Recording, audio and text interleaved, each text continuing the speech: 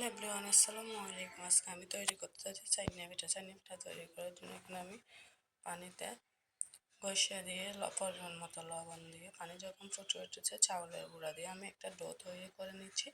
দেখেন এভাবে নেড়ে চেড়ে আমি পারফেক্টভাবে একটা ডো তৈরি করতেছি। দেখেন এখন আমি একটা কিছুক্ষণের জন্য ঢেকে রেখে ডোটা পারফেক্ট হয়ে গেলে একটা থালিতে ঢেলে গরম গরম এগুলো ঢেলে আমি একটা চামচের সাহায্যে মতে নেব।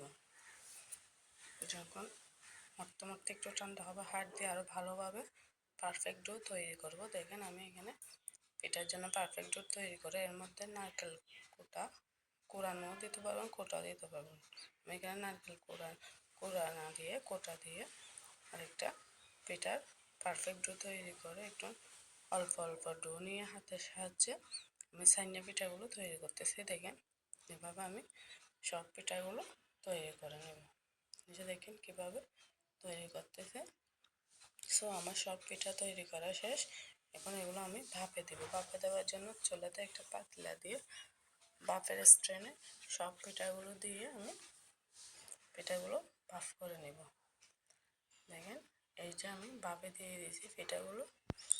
ঢাকনা দিয়ে ঢেকে ঢাকনাতে একটা ফুটা ছিল, ফুটোটা আমি একটা কাগজের সাহায্যে বন্ধ করে দিয়েছি। সো দেখেন আমার পিঠাগুলো ভাপ দেওয়া শেষ।